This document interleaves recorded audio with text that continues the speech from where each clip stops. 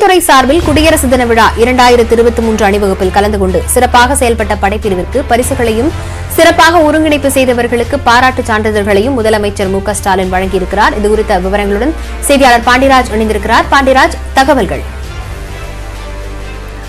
லாவண்யா, இந்திய நாட்டினுடைய குடியரசு தின விழாவானது கடந்த 26ஆம் தேதி நாடு முழுவதும் கோலாகலமாக கொண்டாடப்பட்டது. இந்த நிலையில் சென்னை தலைமைச் செயலகத்தில் முதலமைச்சர் மு க ஸ்டாலின் அவர்கள் குடியரசு தின விழா அணிவகுப்பில் கலந்து கொண்டு சிறப்பாக செயல்பட்ட படைப்பிரிவினருக்கு பரிசுகளையும் அதே போல பாராட்டு சான்றிதழ்களையும் முதலமைச்சர் மு க ஸ்டாலின் அவர்கள் தற்போது வழங்கி வருகிறார். அதன் நேரலை காட்சிகளை தற்போது பார்த்துக் கொண்டிருக்கிறோம்.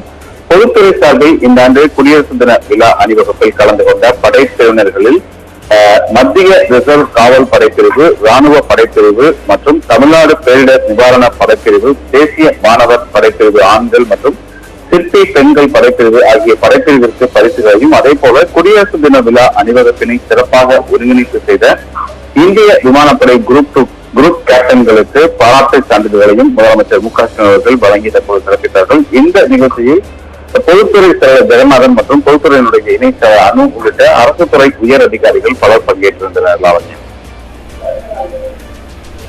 குடியரசு தின அணிவகுப்பில் சிறப்பாக செயல்பட்டவர்களுக்கு சான்றிதழ்களையும் பரிசுகளையும் முதலமைச்சர் வழங்கி வருகிறார். விவரங்களுக்கு நன்றி பாண்டியராஜ்.